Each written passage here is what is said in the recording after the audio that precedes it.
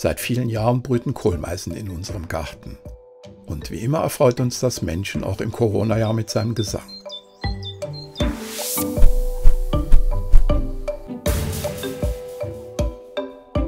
Wir haben mehrere Futterstellen, von denen besonders die mit dem Fettfutter bei den Meisen sehr beliebt sind.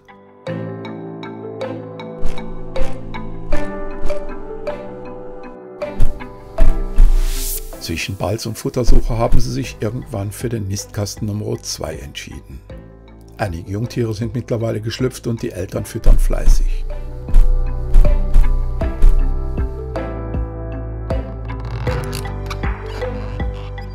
Durch den Corona-Lockdown verbringen wir mit den Kids viel Zeit im Garten. Besonders der Große begeistert sich für alles rund um die Vögel. Auch die Filmemacherei hat er in diesem Zusammenhang für sich entdeckt. So verbringen wir viele Stunden mit Beobachten und Filmen, aber auch mit dem Studium entsprechender Vogelbücher. Denn immerhin haben wir in diesem Jahr bereits 21 Vogelarten im Garten nachweisen können.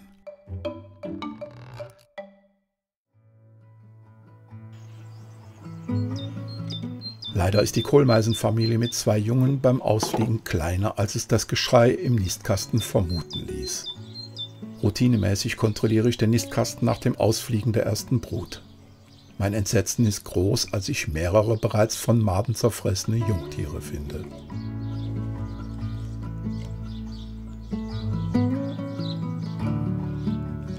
Von den 8 herangewachsenen Jungtieren sind einige Tage vor dem Ausfliegen 6 Stück gestorben.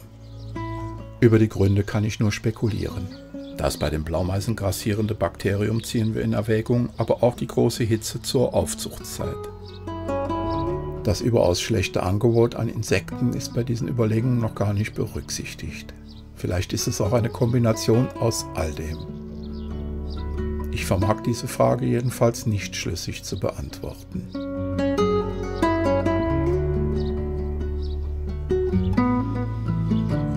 Unter dem Nestpolster finde ich auf dem Kastenboden reichlich Maden. Einige sind bereits verpuppt, also dürften die Jungtiere sicher schon 3 bis 5 Tage tot sein. Ein trauriger Brutabschluss für die Kohlmeisen.